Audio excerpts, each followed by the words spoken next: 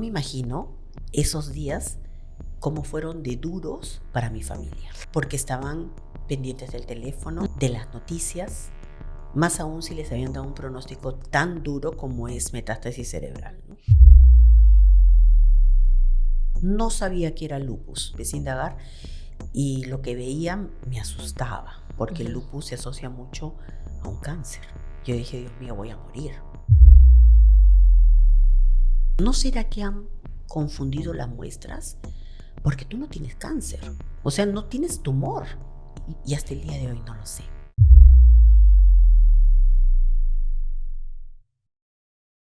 Hola chicas, hola chicos, bienvenidas a Catarsis Podcast. Yo soy Kiara y hoy día vamos a tocar el tema de sobrevivir a algo tan fuerte, a una enfermedad, a un momento muy duro de la vida y salir triunfadora, con muchas ganas de vivir, con este resplandor que te dan las segundas oportunidades.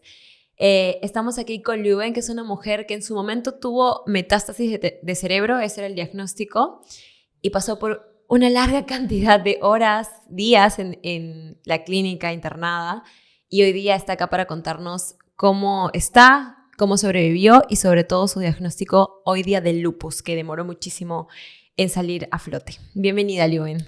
Gracias, Kiara. Buenas noches. Buenas noches. Bueno, primero cuéntanos quién eres. Yo soy Liuben Celi, soy abogada, trabajo para una entidad del Estado, soy madre de familia, estoy casada y tengo una familia hermosa también, mis padres y mis 3 hermanos. Bueno, ya nos vas a decir un poco sobre tu diagnóstico, pero hoy día, ¿qué es lo que tienes? Ya, mira, hoy día el diagnóstico general que me brindan es lupus y cáncer de mama. Ambas enfermedades están siendo tratadas por los especialistas correspondientes, el lupus por el reumatólogo y el cáncer por el oncólogo.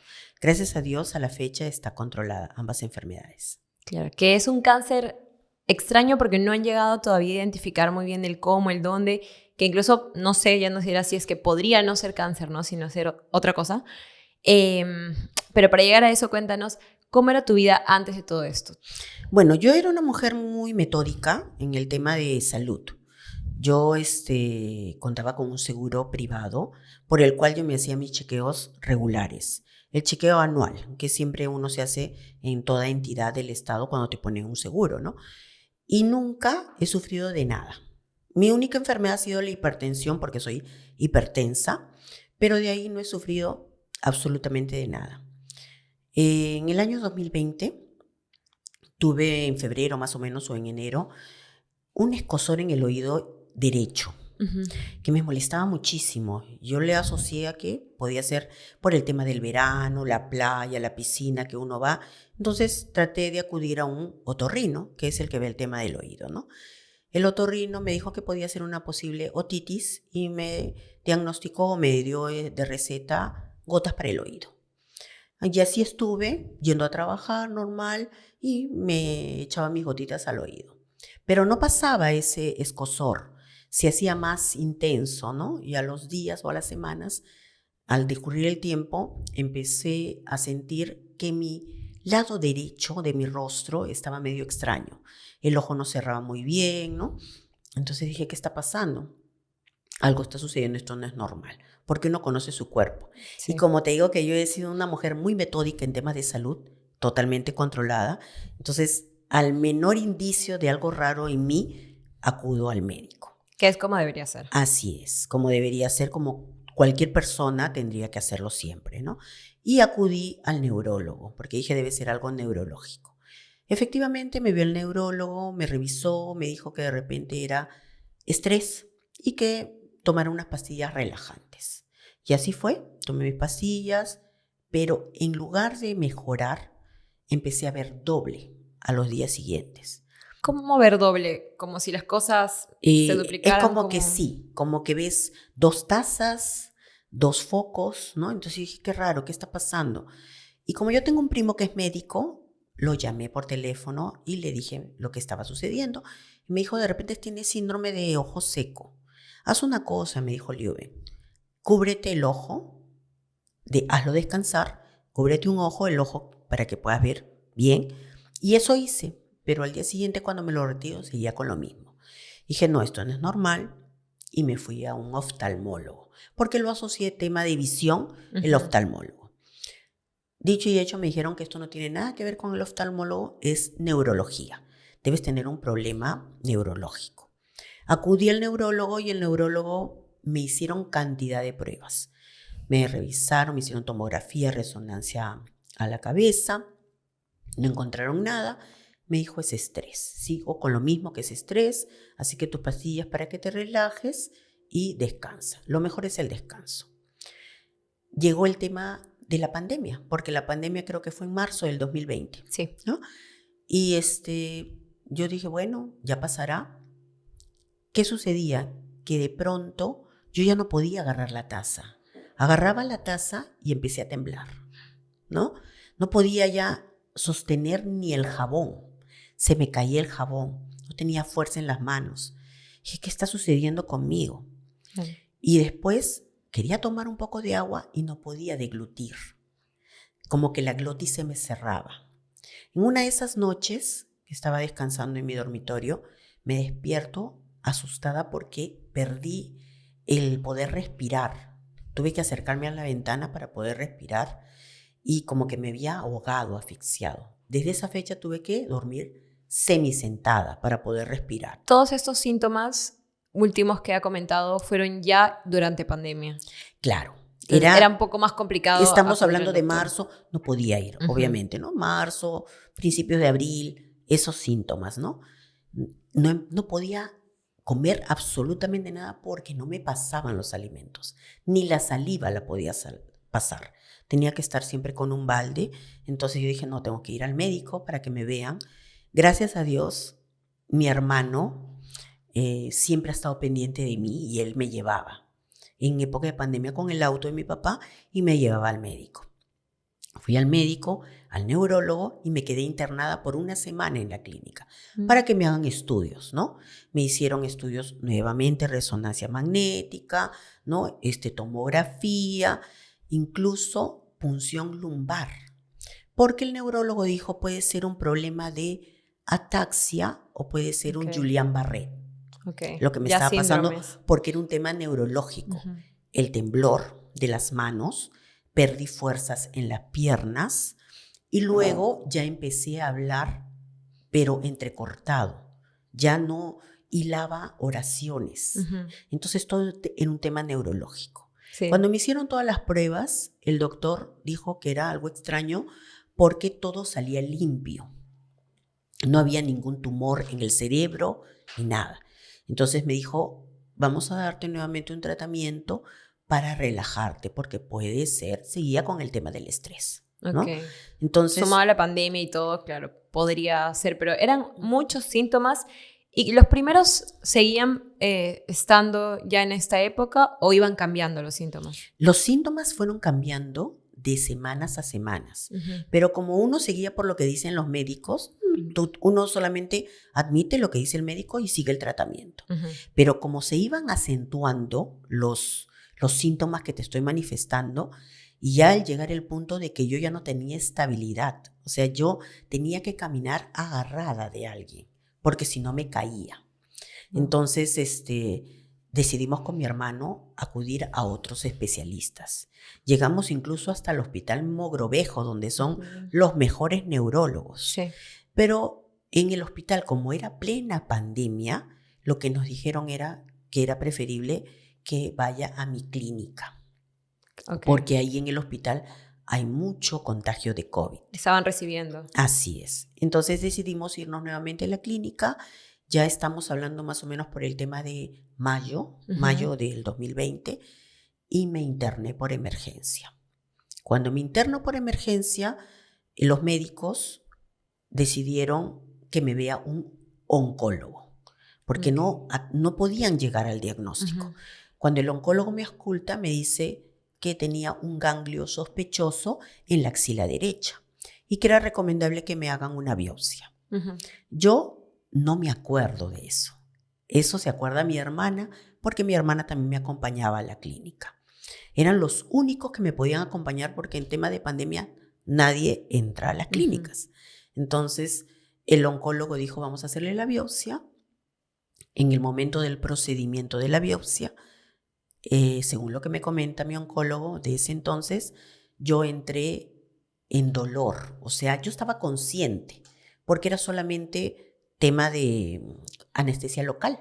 Claro. Entonces, como yo entré a quejarme y me quejaba mucho en la operación, decidió el anestesiólogo ponerme anestesia general. Cuando me colocan la anestesia general, hago un colapso. Fue lo que me dijo el médico y fue un paro cardiorrespiratorio. En ese momento me sacan de la sala de operaciones, pero bombeándome artificialmente para llevarme a UCI. Hizo un paro cardiorrespiratorio en una biopsia. En una biopsia. Suele ser muy sencilla. Así es. No tan... Que al día siguiente te vas a tu Sí. casa. Pero en mi caso no fue así, ¿no? Me llevaron a UCI y cuando estaba en UCI salió el resultado de la biopsia del ganglio y el ganglio salió con metástasis. La médico internista de ese entonces dijo, si es metástasis, el ganglio metastásico, lo asociaron a un cáncer de mama. Por eso es que el oncólogo me vio en UCI. A él le encargaron ya de la paciente, que era mi caso, ¿no? Pero el oncólogo dijo, esto no es un cáncer. Él mismo decía, esto no es un cáncer porque ya me habían hecho pruebas anteriores, mamografía, resonancia mamaria, ecografía mamaria y no encontraron ningún tumor. Pero todos los exámenes relacionados al cáncer ya se lo habían hecho las veces anteriores. Así es. Ahora, ¿usted cómo llega a esta clínica por emergencias en su estado físico? Mal, muy mal. Llegué, como te digo, sin poder comer, sin poder hablar y sin poder caminar. O sea, imagino que sus defensas estaban muy bajas, porque también para haber reaccionado de esa manera a una intervención sencilla era porque su cuerpo realmente estaba muy frágil. Efectivamente, como tú bien lo dices, Kiara, mi cuerpo no podía soportar una anestesia general. Entonces, creo yo no soy médica, que puede haber habido un error al anestesiarme y por eso yo hice un paro cardiorrespiratorio. Pero al llegar a UCI, como el oncólogo no podía determinar que era un cáncer, decidieron hacer una junta médica. En la junta médica estuvo el neurólogo, porque como era un tema de cerebro, el neurólogo, llamaron a un reumatólogo, la médico internista y el oncólogo. Los 4 se sentaron a evaluar el tema y decidieron hacerme una prueba de lupus. Lo hicieron en UCI y ahí fue donde detectaron que era un lupus. El lupus es una enfermedad autoinmune que te puede atacar cualquier órgano. En mi caso, eligió el cerebro. La agarró por el cerebro. Así es, me agarró por el cerebro. A muchas personas el lupus, el órgano que más les encanta atacar es el riñón. Pero en mi caso fue el cerebro. Entonces, en vista de que me atacó el cerebro y no podían determinar el diagnóstico, la noticia que le brindaron a mi familia, en este caso a mis hermanos, a mi esposo también que estuvo allá en la clínica, fue que yo tenía metástasis cerebral, porque mi estado era muy grave en UCI. Entonces no daban esperanzas de vida. Tan es así que a mis hermanos le dieron unos minutos para poder acercarse a UCI a despedirse de mí. Claro, porque sobre todo en ese momento donde estábamos en plena pandemia, no se solía hacer. Imagino que era porque ellos ya habían dado por perdido la lucha. Así es. No, ellos no podían dar con un diagnóstico, ¿no? Entonces, antes de que determinen que era lupus, ¿no?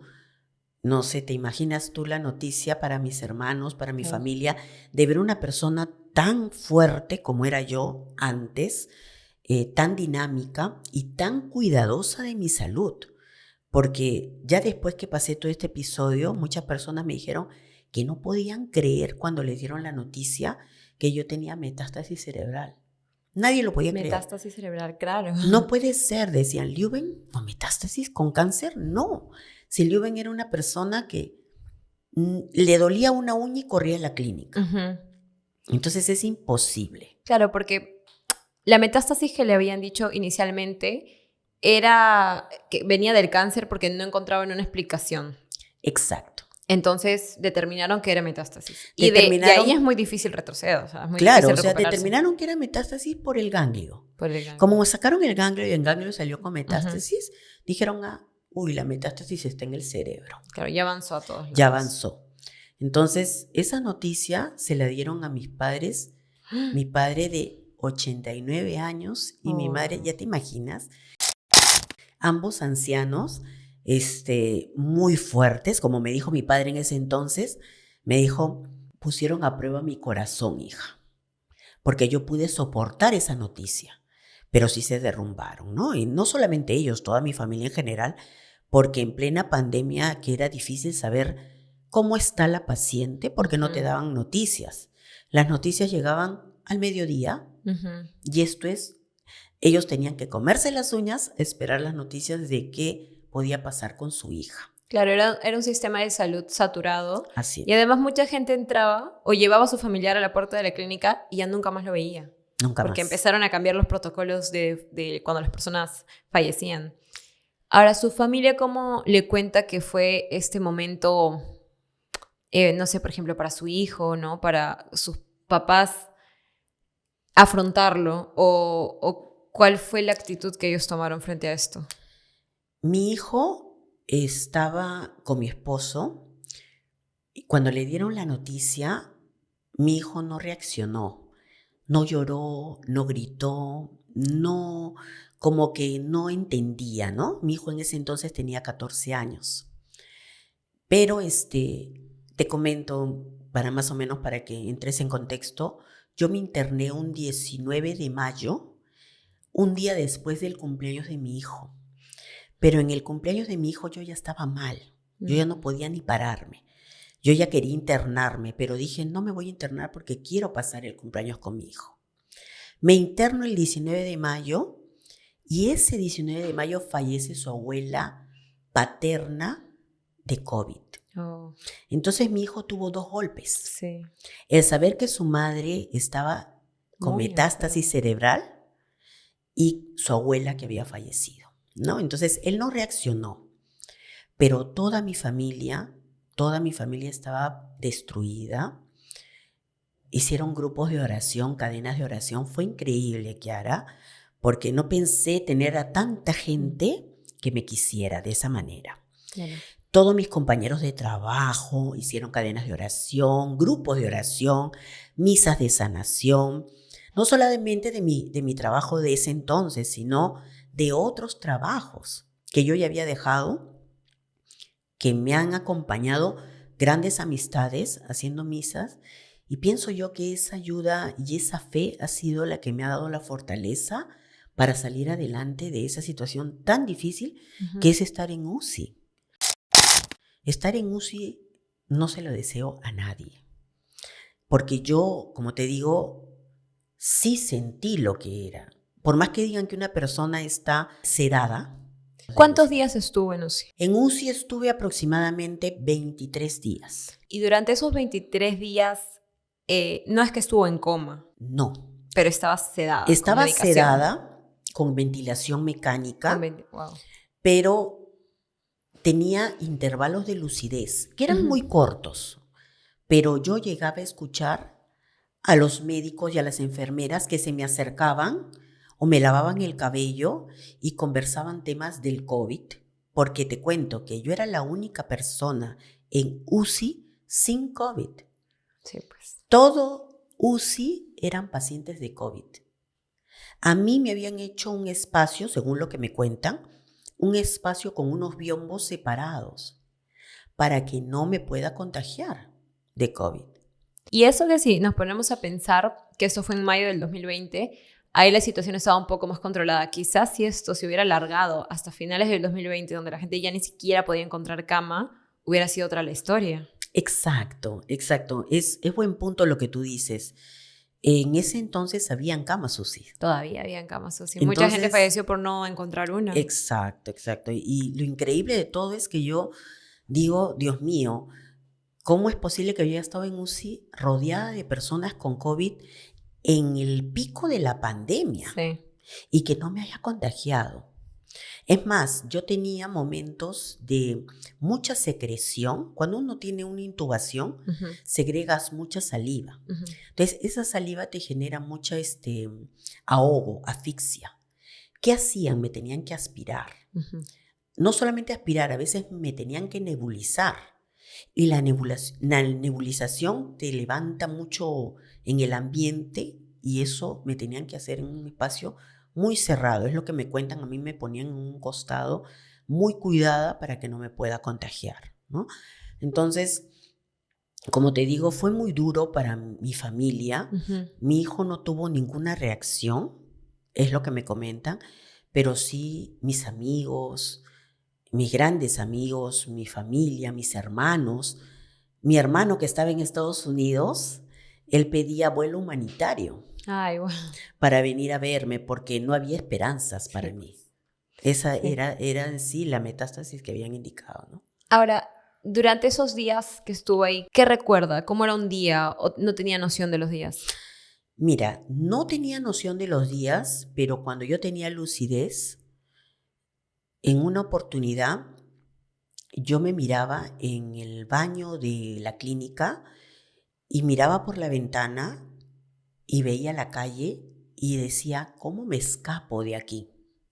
Quiero irme de aquí, quiero salir de aquí.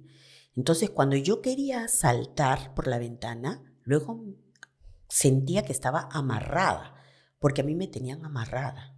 Mm. Entonces, yo no me podía mover, estaba amarrada. Eso he sentido en una oportunidad. En otra oportunidad he sentido que estaba en mi casa, escuchaba las voces de mis hermanos, pero yo no podía hablar y decirles estoy aquí, mírenme, ¿no? Entonces era una cosa, una angustia tan dura, tan Ujú. terrible, porque incluso cuando se acercaban en mis momentos de lucidez las enfermeras o incluso la propia doctora, me miraban, pero por más que yo con los ojos les decía, ayúdenme, te miran como que no eres nada. Esa es la verdad. O sea, sientes un dolor de que eres importante para esas personas. En ese momento que hubiese querido yo, que me agarren de la mano, que me digan todo va a salir bien, Ujú. tranquila, cálmate, no te angusties, pero no sientes eso. Claro. Porque son médicos, ¿no? Ellos solamente te miran, te levantan, te sacan sangre, ven cómo estás y ya, y se retiran. Claro, quizás hay mucha frialdad en UCI. Es muy frío, es muy duro. Y además estaba entubado, o sea, no podía hablar, no podía expresarse, no No, podía moverse, solo tenía los ojos. yo no entendía qué es lo que, por qué no podía hablar, porque yo no sabía que estaba intubada, pero sí sentía mucho Mm. dolor en la tráquea. Cuando me aspiraban, era un dolor tan fuerte que yo empezaba a saltar, mi cuerpo saltaba de dolor. Y las enfermeras decían, pobrecita, está convulsionando. Y yo no estaba convulsionando, era el dolor de la aspiración. Es una situación muy dura estar en UCI, como te digo, Desesperante. que cuando yo escuché al oncólogo, que era el médico que estaba a cargo de mí, que les dijo a las enfermeras, ¿por qué la paciente ya no está en piso? ¿Qué están esperando? Yo quiero que ella ya esté en piso, que salga de UCI. Las enfermeras le dijeron que no había camas para llevarme a piso. Entonces él dijo, bueno, inmediatamente ella tiene que irse de acá. No podían hacerme el destete. El destete es cuando te retiran el tubo. Ok. Cuando me retiraron el tubo, yo no podía respirar por mí misma. No pude. Entonces tuvieron que hacerme una traqueostomía. Oh, Yo salí con una tráqueo. En mi vida, en todos estos años, pensé pasar por eso. claro. Tengo cirugías, sí, cirugías de cesárea, porque tuve a mi hijo por cesárea, pero nunca he tenido una cirugía de esa magnitud de tener un aparato en tu tráquea. Claro. Nunca, ¿no? Entonces, cuando yo escuché, porque escuché que el oncólogo dijo, tenemos que hacerle una tráqueo, yo en mi interior dije, no, no, Dios mío, que no me hagan nada, que no me hagan nada porque yo puedo, retírenme, yo puedo respirar, yo voy a respirar por mí misma. Eso decía mentalmente, pero en realidad no podía. Ujú. Entonces me hicieron la operación y con esa operación recién me pudieron retirar de UCI. Yo Ya pude con la ir a piso traqueostomía. con la traqueostomía. ¿Cómo era su traqueostomía? ¿Le pusieron algún...? ¿Algún aparato o fue la traqueostomía? Entiendo que es hacen un agujero. Te hacen un agujero que es por donde tú respiras y te colocan una cánula. Sí. Me pusieron una cánula que esa cánula la tienen que retirar todos los días, te la retiran para desinfectarla, retirar las secreciones, porque eso se llena de secreción, y el retiro y el colocarlo, no te imaginas lo difícil que es. A mí me decían, relájate para poderlo retirar, porque cuando uno se pone tensa, Claro. no pueden retirarte la cánula no sale fácilmente. Pero es un elemento extraño a tu cuerpo que no lo aceptas. Uh-huh. Entonces, cuando yo estuve en piso con la tráqueo y venían a bañarme, porque te bañan echada en cama, no te pueden bañar en ducha. Cuando uno sale de UCI no sales con fuerza en las piernas ni con fuerza en los brazos. Después de tantos días de estar paralizada. Después de tantos días de estar en cama.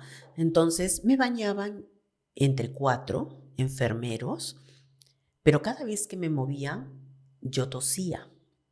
Al toser, la secreción no solamente sale de mi boca, sino sale de la cánula. Entonces ellos se asustaban por el COVID, ¿no? Por el COVID, porque todo, ¿no? Entonces sí. Yo miraba y yo misma sentía vergüenza, porque ellos como que repelen eso, ¿no? Pero es su función como enfermeros. Sí. Y bueno, pero sí colaboré mucho. Yo recuerdo mucho que de UCI, yo entré un 19 de mayo a la clínica internada y de UCI salí un 24 de junio. Y cuando veo la pizarra, porque cuando uno está en camilla, ve la pizarra y ahí sale todo lo que tienes que comer o lo que te van a inyectar, los médicos pusieron fecha probable de alta 31 de julio. Mucho tiempo. Entonces yo me quería morir, ya te imaginas. Yo lo que quería era salir volando de la clínica. Quería irme. Ahora, cuando usted ya está en cuarto, ya tenía su diagnóstico de lupus. Sí, y del cáncer. ¿Qué tratamientos hacen para esto? ¿La someten a quimioterapia, radioterapia? Cuando estuve en piso, recibí quimioterapia. Recibí como cerca de 3 pulsos por el lupus, porque solamente estaban tratando el tema del lupus, que era el más agresivo. Por el cáncer todavía no estaba recibiendo tratamiento. También salí con una sonda gástrica, porque a mí me alimentaban por sonda. Entonces, a los días me retiran la sonda gástrica porque yo ya empecé a tomar agua. Como mi hermana se quedaba conmigo en piso, yo le dije que tenía sed. Y mi hermana tenía mucho temor de darme agua porque yo entré sin poder deglutir. Sí. Uh-huh. Tomé agua y era una felicidad para mi hermana verme tomar agua, ¿no? Después de haber pasado todo lo que te he comentado. Entonces vino el gastro y me retiró la sonda del estómago para yo poder alimentarme. Ya iba a recibir alimentos, ¿no? Y una anécdota que te voy a contar era que el primer alimento que me llevan fue arroz, puré y un filete de pollo.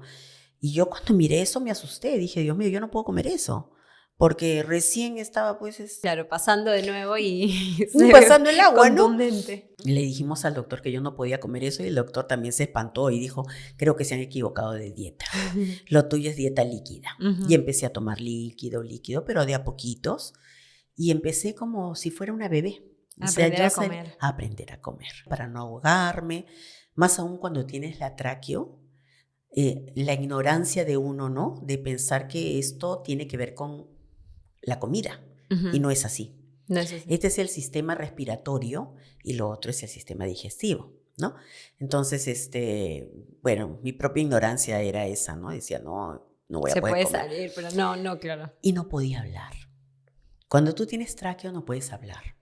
Entonces solamente escribía. ¿Y había estado mucho tiempo sin hablar? Sí, estuve cerca de 2 meses. 2 meses sin hablar. Sin poder hablar. Fue algo increíble también porque en la misma clínica me dijeron que el especialista de cuello y cabeza me tenía que ver para ver si me podían retirar la tráqueo. Y el médico me dijo que por lo menos unos 6 meses a 1 año para retirarme la tráqueo.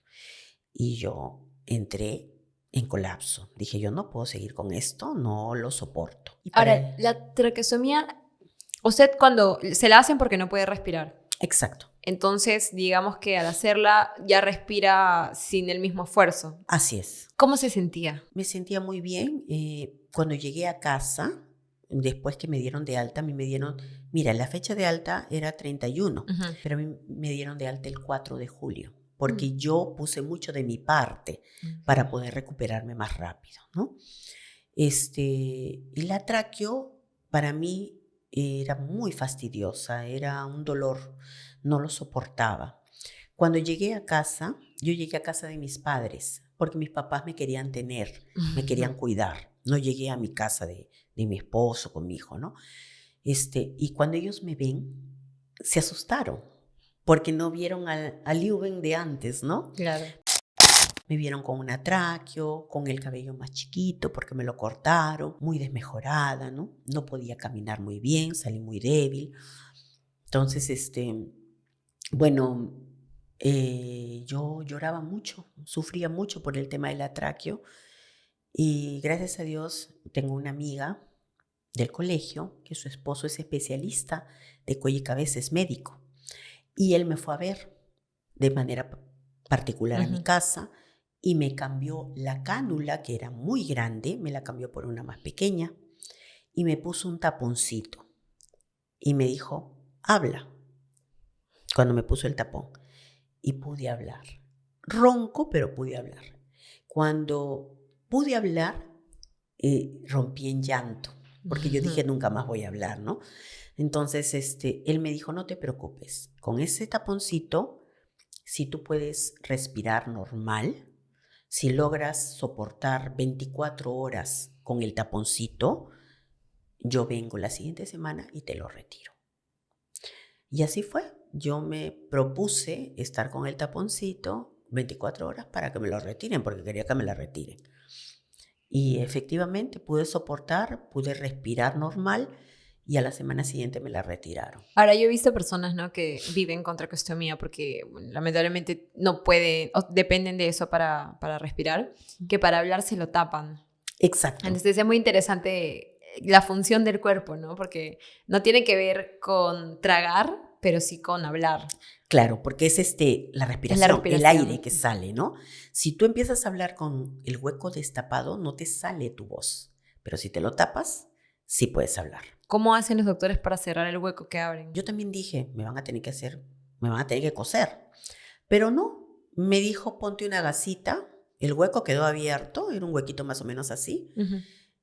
Ponte una gasa, esa gasa la vas a limpiar semanalmente, te la retiras, que te limpien por afuerita. Yo tenía una persona que me cuidaba y ella me limpiaba por fuera, pero siempre el huequito solito va cerrando. Wow. El mismo cuerpo va haciendo que la misma carne se forme una costrita, luego la costrita cae y ya te queda solamente una marca, como la que tengo aquí. Esa es mi marca de episodio que viví, ¿no? Qué maravilloso el cuerpo humano también, ¿no? Para saber cuándo curarse. Sí, de verdad que fue un episodio muy duro en mi vida, pero que pude salir adelante, como te digo, gracias a la familia, a mis hermanos, a mis amigos que estuvieron siempre pendientes de mí.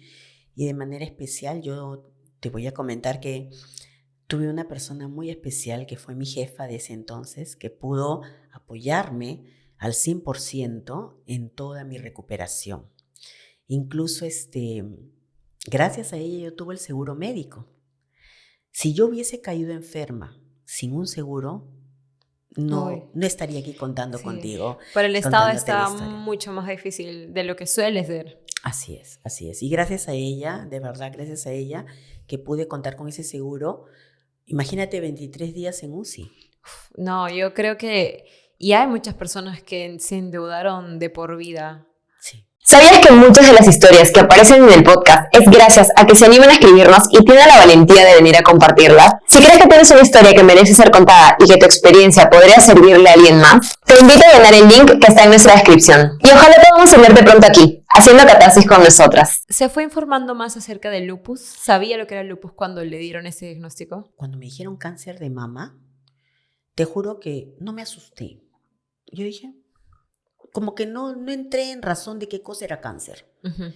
Dije, no, lo tomé normal, pero lupus sí, dije, ¿qué será lupus? No sabía que era lupus, ¿no? Entonces empecé a indagar después que salí. Después que ya estuve en mi casa, empecé a indagar y lo que veía me asustaba, ¿no? Porque el lupus se asocia mucho a un cáncer. Entonces, yo dije, Dios mío, voy a morir.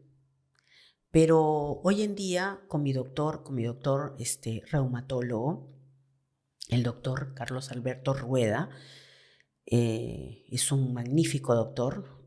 De verdad que le estoy inmensamente agradecido por lo que él hace conmigo hasta el día de hoy. Lo tengo controlado. El lupus puede llegar a remisión. Okay. Como quien dice, puede dormir. Claro. ¿No? Pero siempre y cuando tú sigas al pie de la letra el tratamiento. Si no, puede ser mortal. Sí, por supuesto. Es una enfermedad que se engaña o engaña a otras. Uh-huh.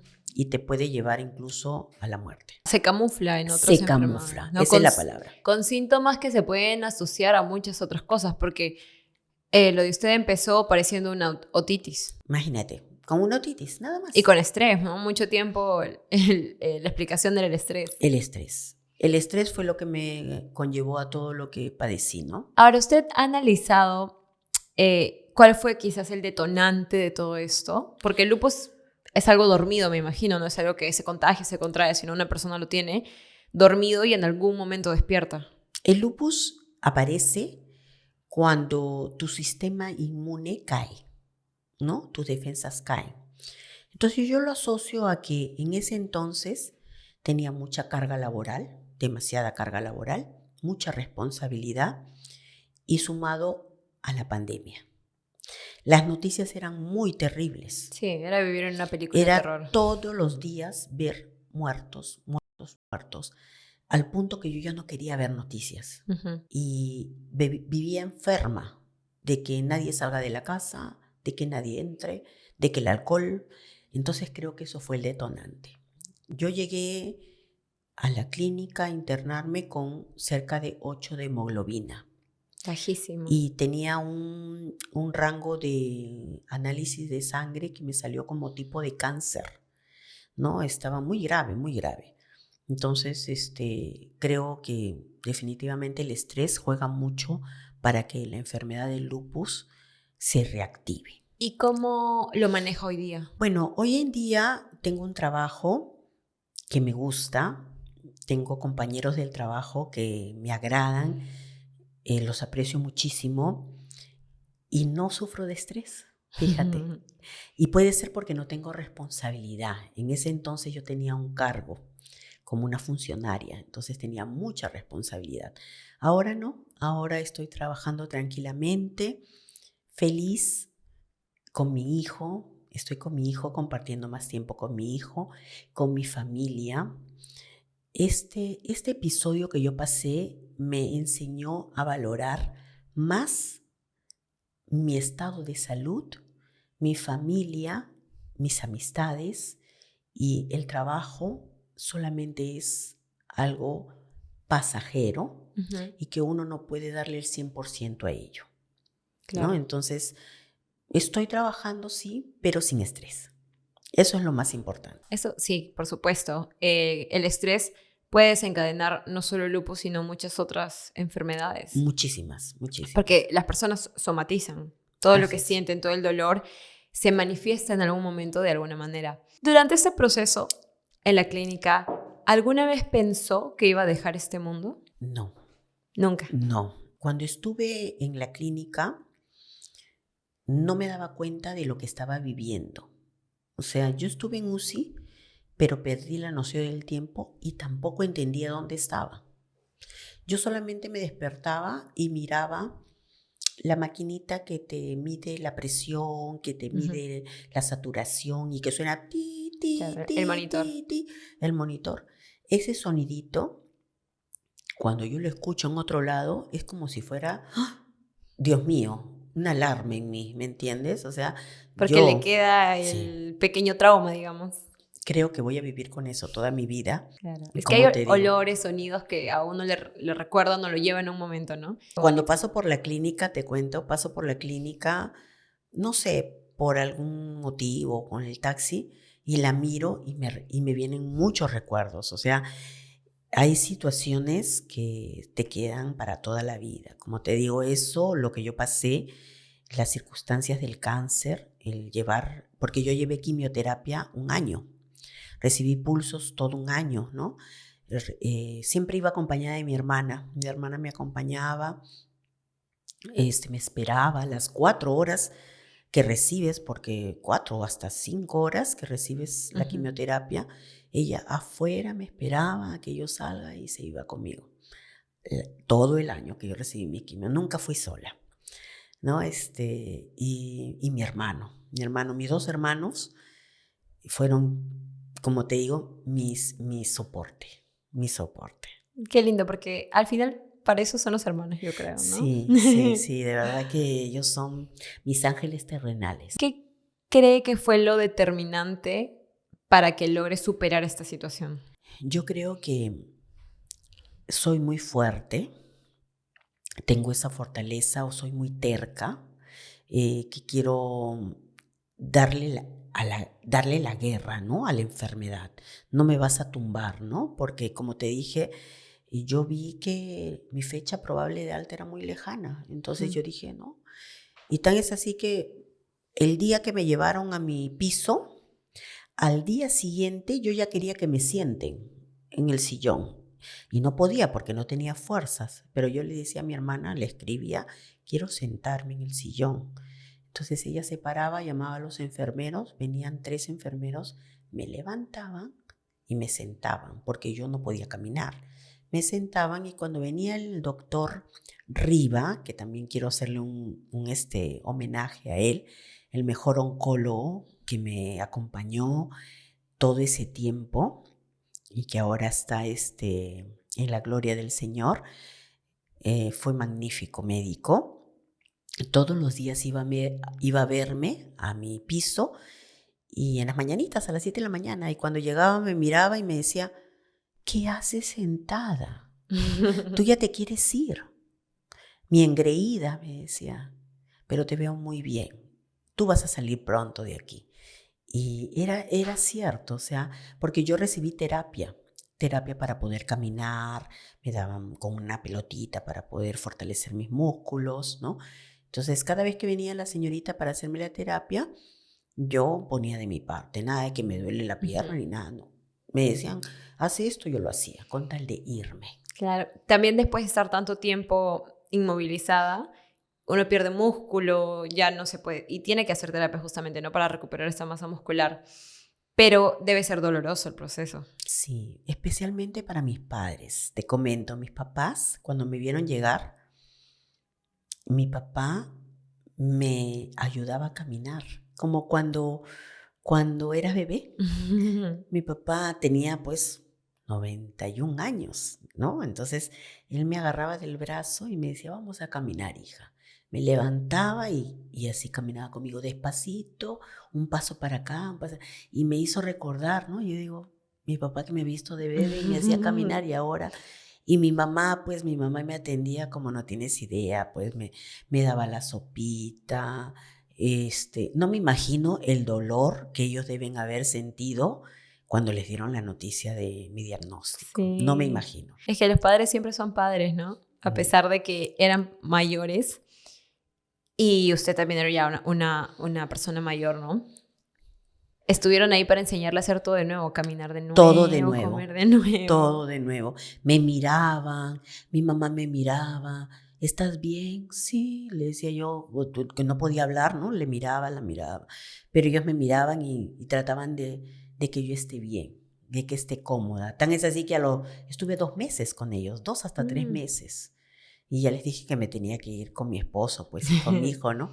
No querían porque ellos tenían temor de que yo me haya enfermado de estrés por ellos. Eso decían, yo creo que ellos están estresados, pero bueno, pues. ¿Cómo fue el reencuentro con su hijo? Fue increíble porque yo llegué, me vio y yo lo quería abrazar, pero como era pandemia, ¿no? Mi hijo solamente me miró y me hizo así con su manito y se asustó de verme con la tráqueo. Ah, bueno, sí. ¿No? Y yo quería abrazarlo, pero aunque no lo creas, en medio de todo yo lo entendía porque sabía su sufrimiento. Él es muy fuerte. En ese sentido, no habrá llorado delante de la gente, pero sé que solo en su habitación ha sufrido mucho. Claro, porque madre es madre y estoy segura que nadie quiere recibir una noticia así, sobre todo porque, como dicen en nuestro mundo en el 2020, eran puras desgracias. Todo era desgracias, eran muertes, era muy duro, muy duro. Y yo tuve familiares cercanos que fallecieron estando yo internada. Oh, wow. Fallecieron de COVID, primas, hermanas. Entonces, imagínate, mis primos que estaban orando por mí, también oraban por mis primas que tenían COVID y ellas fallecieron. Entonces, seguían luchando porque Leuven salga de UCI. Decían, Leuven tiene que salir de UCI. ¿Y no se contagió de COVID en todo ese tiempo? Mira cómo es la vida. Me contagio de COVID con mi esposo y con mi hijo, pero cuando ya teníamos la tercera vacuna. Ya después de todo. Sí. ¿Y eso que tenía las defensas bajas? Sí. Cuando estaba internada. Sí, me contagié y no tenía ningún síntoma. Mi esposo sí se quería morir y mi hijo también. Pero creo que por la medicación, por todo lo que recibí, fortalecieron mis defensas, qué sé yo, y que no lo pasé desapercibido. Fue el famoso Omicron el que me dio. Ok, sí. Sí, ese fue el que me dio. Ahora, cuando estaba en toda esta situación, ¿a qué se puede aferrar uno o a qué se aferró usted? Yo me aferré a Dios. Me aferré a Dios, incluso cuando salí de este episodio, me consagré a la Virgen María. Yo antes, de repente, muchos de nosotros, jóvenes, no le damos la importancia de vida a la fe. No vamos a misa, ¿no? Es la verdad. Sí, no vamos a misa, bueno, pues lo tomamos a la ligera. O lo tienen ahí, ¿no? Como una idea, pero no lo ponen en práctica. Exacto, no practicamos. Entonces, a raíz de todo esto, yo me aferré a Dios. Formé grupos de oración también para rezar el rosario con amigos, con amistades durante la pandemia por otras personas que estaban pasando por lo mismo que yo. Y no creas, la oración tiene poder, tiene poder. Definitivamente hemos ayudado a muchas personas a que estén bien, a fortalecerles su fe, ¿no? Y aquí me aferré, te puedo decir que me aferré al Señor. ¿Cómo crees que cambió tu forma de ver la vida antes y después? Mira, antes yo era una persona que disfrutaba mucho de las fiestas, de salir, de gozar, ¿no? Más a lo material. Después de que pasé todo este episodio, ya me he aferrado más al tema espiritual, ¿no? Ya no pienso mucho en lo material y estoy un poco más reposada. Tan es así que muchas personas dicen, oye, no eres Leuven, has cambiado. Sí, estas circunstancias o estas cosas que te suceden hacen que cambie tu vida. Porque es como un golpe, ¿no? Como un zamacón. Yo digo, de repente, Dios me ha dado una segunda oportunidad porque tengo algo que hacer aquí. No lo sé todavía, no sé qué tengo que hacer, tengo que encontrarlo, ¿no? Pero yo me pude ir. Por supuesto, con todas las circunstancias. Yo creo que como el lupus es una enfermedad difícil de detectar, quizás mucha gente fallece por esto mismo, pero no logran saberlo. Sí, incluso te comento, saliendo también de este tema, yo formo parte de un grupo de personas que tienen lupus. Oh. Sí, precisamente para conocer más sobre esta enfermedad, ¿no? Porque como me lo dijo mi oncólogo, que en paz descanse, el doctor Riva, me dijo, hijita, preocúpate por el lupus. No te preocupes por el cáncer. Eso dejémoslo de lado, me dijo. Tú preocúpate por el lupus. Porque imagínate, 2 diagnósticos tan complicados, sí, tan o sea, Yo dije, tengo que preocuparme por los dos. Claro. Pero él me dijo, no, preocúpate por el lupus. Entonces me dediqué al lupus y entré en un grupo de apoyo a las personas que tienen lupus. Y ahí las experiencias de cada quien varían, ¿ah? Hay personas que no pueden ni mover los dedos, porque el lupus es una enfermedad reumatológica. Sí. Lo ve el reumatólogo. Entonces te afecta las articulaciones, ¿no? Y Claro. hay personas que caminan con la justa, jóvenes, ¿ah? Sí. Jóvenes que tienen trasplante de riñón, porque el lupus les atacó el riñón. Y cuando ya tienes un trasplante de riñón, tu Caray. vida no es la misma. Ya la calidad de vida cambia. Así es, así es. Entonces, yo tengo que dar gracias a Dios de que, bueno, el lupus escogió mi cerebro, ningún otro órgano, ¿no? Pero ahora, mira, bueno, estoy bien, no Sí. tengo tembladera ni nada, y siempre me controlo. Siempre, no dejo de controlarme, voy a mi reumatólogo, al doctor Carlos Alberto Rueda, siempre lo visito, si él me dice que me tengo que sacar mis análisis, me los saco. Y como te dije, yo antes era muy cuidadosa en mi salud, ahora soy peor. Por Ahora supuesto, soy con una peor. enfermedad igual como el lupus, que puede ser muy cambiante, no puede atacar una zona y luego atacar otra. Así En es, su caso, felizmente, su cerebro se recuperó se recuperó, muy bien. se limpió. Se limpió. Así es, sí. Hoy, para seguir llegando a más personas, a más hogares, contando más historias y compartiendo más fuerza y resiliencia, las quiero invitar a unirse al canal y así ayudarnos con esta misión. Además, estamos preparando cosas muy bonitas para nuestros miembros. Ahora sí, sigamos con el video. ¿Cómo llegó este grupo de apoyo? Lo que pasa es que yo tengo una amiga, Ujú. una de las amigas que uno siempre tiene, que te acompañan en esto, y me dijo, tengo una amiga que tiene lupus, me dijo, si quieres te contacto con ella. Ya, le dije, por favor, porque quisiera saber qué puedo hacer, ¿no? O en qué alimentos cuidarme. Y me dio su teléfono. Y ella forma parte del grupo de apoyo de lupus. Okay. Y la Entonces jaló. me incluyó y hay otros grupos, ¿ah? Hay grupos de acá de Perú y hay internacionales, porque hay actrices que tienen lupus. Sí, ¿no? Selena Gómez creo que es la actriz Selena más Gómez famosa es que una tiene de lupus. ellas, así es. Entonces, el lupus también te ataca la piel. Entonces, yo también asocio que de repente, como a mí mucho me gusta la playa, algo que nos dicen a los pacientes lupídicos, como en mi caso, el sol es nuestro enemigo. Sí. No podemos exponernos al sol.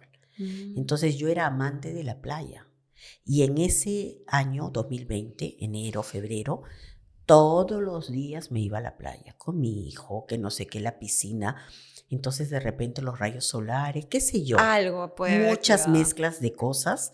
Entonces, a partir de la fecha ya no puedo. Si voy a la playa, tengo que ir a la sombrita, buscar algo que no me dé el sol, y yo no puedo disfrutar del mar como otras personas, ¿no? Claro, como lo hacía antes. Ya no puedo, ya no soy pez en el agua, porque está prohibido para los que Sí. tenemos lupus, sí. Ahora es importante lo que dice, porque a veces comentar que uno tiene algo lo lleva, por ejemplo, usted, ¿no? Que comentarle a su amiga sobre lupus la llevó a otra amiga que tenía lupus y Ajá. así. Ya una uno- comunidad. Ajá. Somos una comunidad de personas que sufrimos de lupus y entre todas nos apoyamos. Tenemos un grupo de WhatsApp incluso. ¿Qué es lo que más valora después de su diagnóstico? Yo definitivamente la vida.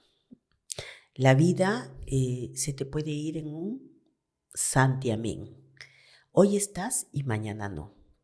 Entonces, creo yo que no hay que preocuparnos mucho por el futuro, porque, Ujú. ay, ¿qué voy a hacer de aquí a 20 años? Vive tu momento, vive tu día a día, vive como quieres vivirlo. No dejes para mañana lo que puedes hacer hoy, pero siempre cuidándote, ¿no? Claro. Eso es lo que más valoro. Es Valoro muy mi vida importante. y valoro la vida de mis seres queridos, de todos, de todos. Porque también creo que un episodio como este demuestra la fragilidad de la vida. O sea, uno puede estar y al día siguiente ya no estar. Así es. Como te digo, yo estaba en una sala de operaciones para que me retiren un ganglio. Para y una de- biopsia. Y algo. de pronto, no sé cómo, aparecí en una sala con unos aparatos y decía, ¿qué estoy haciendo acá? ¿Y cuántos días pasaron? No sabía. Es así, el día que uno cae mal, O no, no sé, no me quiero ni imaginar la muerte, pero no sabes ni en qué momento vas a morir. O si vas a morir. No lo sabes. No lo sabes porque yo ni me di cuenta de dónde estaba. No sabía que estaba en UCI, no sabía que estaba conectada, no sabía ni qué día era. Yo te puedo decir que estuve 23 días porque me lo comentaron, porque me lo contaron, porque está en la historia clínica, pero no porque yo haya contado los días, las horas, los minutos. ¿Y pasó Nada. rápido o pasó despacio? Para mí pasaron 3 días. Imagínese. Para mí pasaron 3 días. Lo que quiere decir que de esos 23 días, solamente 3 días tuve lucidez. Sí. Y yo no me imagino esos días cómo fueron de duros para mi familia. Claro, No me porque esos imagino. días para usted fueron 3 y para ellos seguramente fue una eternidad. Fue una eternidad. Porque estaban pendientes del teléfono, de las noticias, más aún si les habían dado un pronóstico tan duro como es metástasis cerebral, ¿no? Ahora, ¿qué pasó con su diagnóstico de cáncer? Porque eso fue lo que inició todo. Sin Sí. embargo, no encontraron en sí de dónde venía, una zona, un lugar. El diagnóstico de cáncer, como te dije, cuando me dijo el oncólogo, preocúpate por el lupus, yo no entendía por qué me dijo eso, ¿no? ¿Por qué dejas el cáncer de lado? Me hicieron un PET scan, que es una prueba que te determina dónde está el tumor. El PET scan es como una tomografía avanzada. Exacto. Solo, o no sé si solo para el cáncer, pero es recomendable en cualquier caso de cáncer. Exacto. Me hicieron ese PET scan en el 2020 para determinar ¿En dónde dónde? estaba el tumor. Y no encontraron el tumor. Y esa es la prueba más profunda que pueden hacer, me parece. Es la mejor. Incluso el oncólogo, cuando vio el resultado, me dijo, Liuben, me dijo. Me miró, me dijo, no sé si felicitarte, me dijo, no sé qué decirte, porque yo soy médico. Claro. Y yo no te puedo decir, hay una divinidad O que es ha un hecho que se milagro. te vaya, o es un milagro, ¿no? Porque yo soy médico. No sé cómo decirte, pero te tengo que felicitar. No tienes el tumor. No hay tumor. Sin embargo, hay un ganglio con metástasis. Como hay un ganglio con metástasis, te vamos a dar un tratamiento vía oral preventivo por AOV haya un tumor oculto que no lo podamos ver. Claro. Y desde esa fecha hasta el día de hoy, yo sigo con mi tratamiento oral de quimio. ¿Hace 4, 5 años, más o menos? 2020, ya estamos en 2024, 2026, ¿no? No, 25. 25, 5 años. 5 años. Y ¿Ha tomado quimioterapia oral? Oral, sí, oral. Y me dijo el oncólogo ahora último que todo está igual, no ha habido cambios, porque yo desde esa fecha sigo así, regular, en mi oncólogo, y me dijo, continúa con el tratamiento. Yo le dije, doctor, pero si no tengo cáncer, ¿por qué no me retira la quimio? Me dijo, ¿te hace daño la pastilla? No, no me hace daño. Le digo, pero entonces continúa. Mejor es prevenir que lamentar, me dijo. ¿Existe la posibilidad, usted que cree, de que el cáncer quizás no haya existido y también haya sido como parte del lupus? O que quizás cuando quitaron este tumor, quitaron todo, aunque tenía metástasis. Entonces, es extraño. Mira, yo, como te dije en un inicio, he sido una mujer muy metódica en temas de salud. He visitado, no te imaginas, todas las especialidades. Una de las especialidades es mi cardiólogo. Como yo soy hipertensa, tienes que ver al cardiólogo. Cuando voy a visitar al cardiólogo, después de que salí de todo este sistema, de todo este problema del lupus, él me ve y me dice, Liuben, me ve pues muy delgada, lo que había pasado, y me dice, ¿qué pasó, Liuben? Me dijo, ¿qué sucedió? Cuéntame. Porque es un médico de la misma clínica. Y le digo, doctor, me han detectado lupus y cáncer de mama, le dije. ¿Cáncer de mama? Me dijo. Lupus puede ser, pero cáncer de mama, tú no. Debe ser tu vecina, me dijo, pero tú no. Esas fueron sus palabras de mi doctor. ¿Ya? Entonces le dije, doctor, ¿usted cree? Anda y pide otra evaluación en otro centro patológico. Llévate tus muestras. Y eso hice. Saqué mis muestras del ganglio y me lo llevé a otro laboratorio para que me saquen un nuevo resultado. Y salió igual. Metástasis. Un ganglio con metástasis. Entonces me dicen, ¿no será que se han confundido con otro paciente?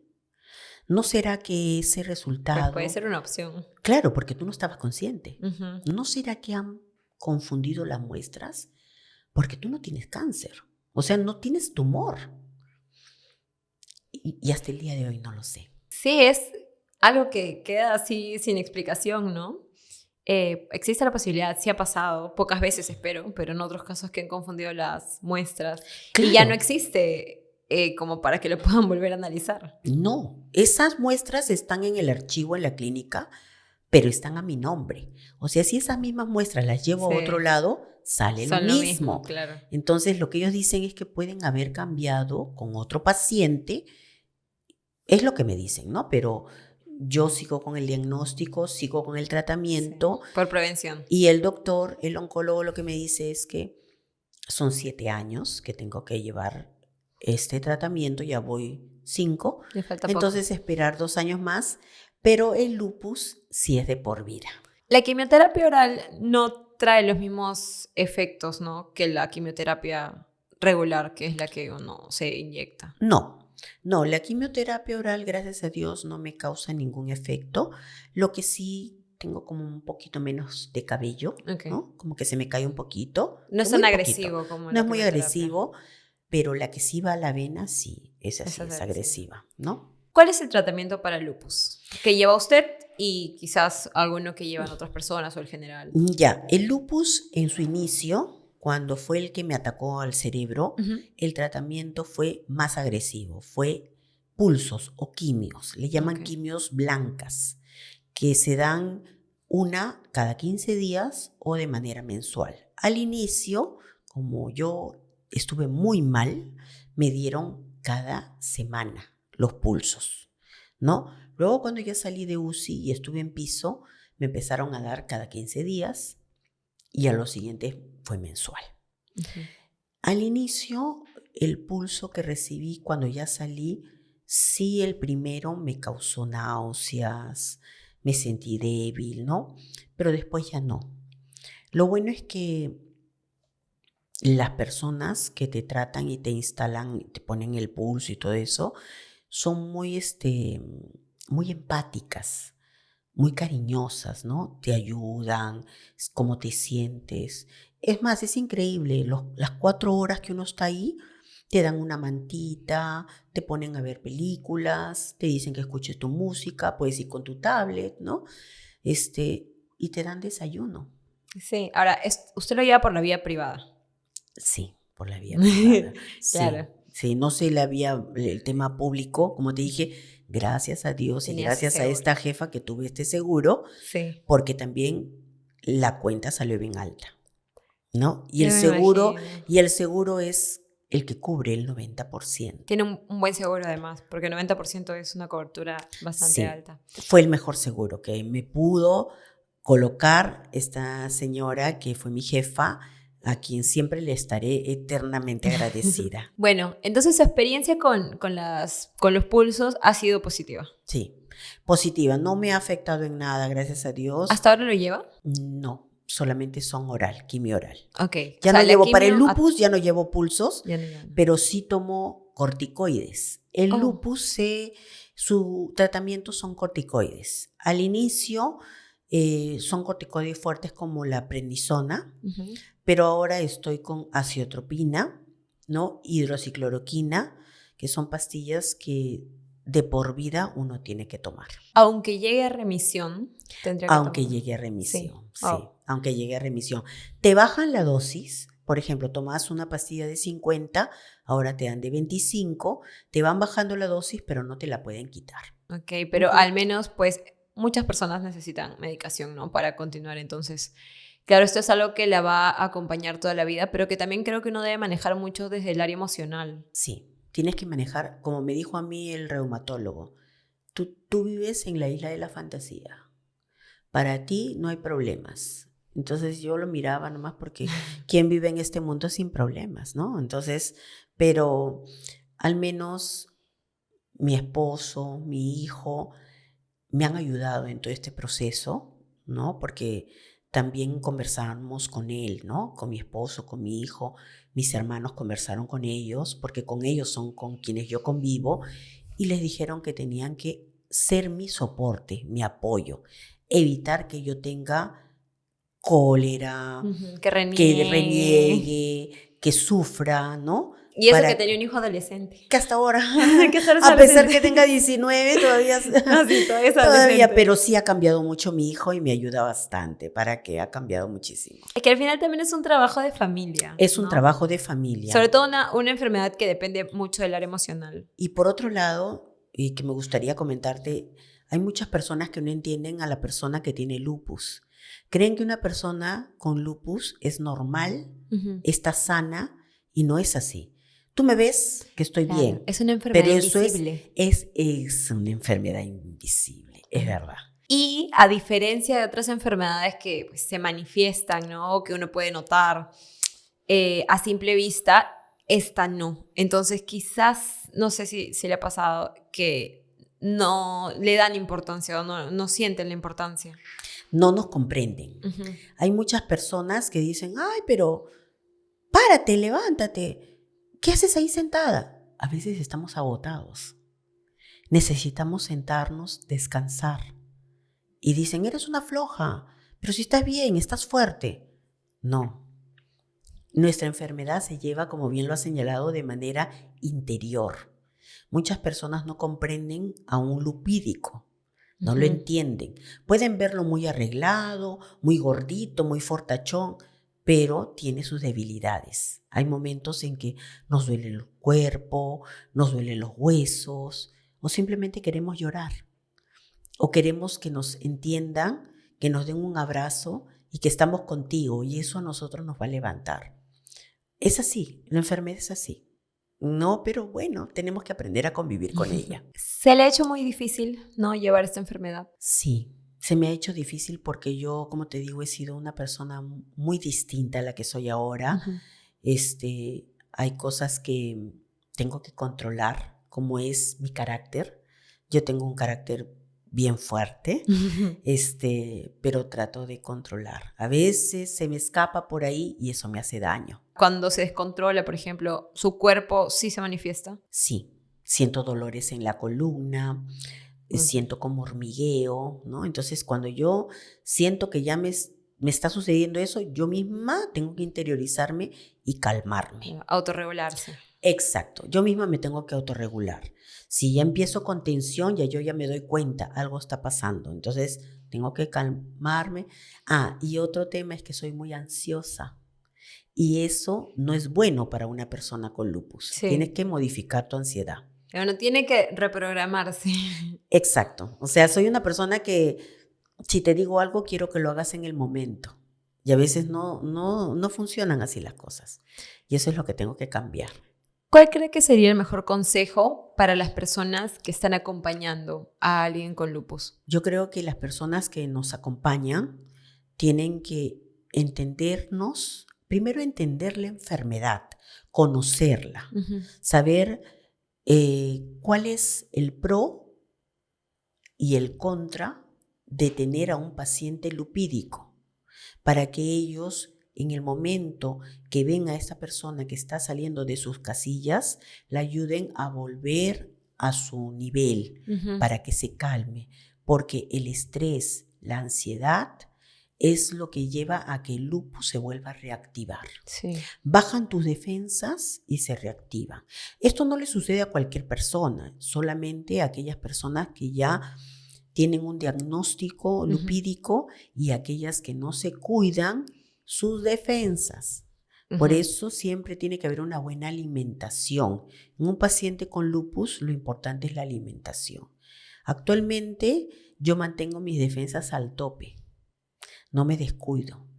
De repente en ese entonces, como yo empecé con el escozor, ya no podía comer, no podía deglutir, claro. Y tú no te alimentas bien, bajan tus defensas. Y por eso llegó hemoglobina y todo eso todo se desarrolló. Sí. Se desarmó, todo mi cuerpo se descompensó, entonces colapsas, ¿no? Sí. ¿Qué le diría a una persona que está pasando por una situación de salud muy fuerte y quizás ha llegado a decaer o que piensa que no va a poder salir? Bueno, yo le diría que lo primordial es entrar en calma, estar tranquilos, conocer que siempre hay una salida y un camino para sobrellevar la enfermedad.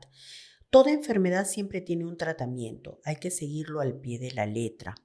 No quiere decir que porque uno es enfermo ya tiene la muerte cerca. No, yo lo he vivido, yo lo he palpado, he pasado por circunstancias muy duras durante mi proceso del diagnóstico del lupus y del cáncer de mama, y sé que cualquier persona que esté atravesando un problema de salud, siempre que se enfoque en su tratamiento y en cuáles son las causas que lo llevan a estar en esa enfermedad, va a poder sobrellevarla, va a poder salir adelante.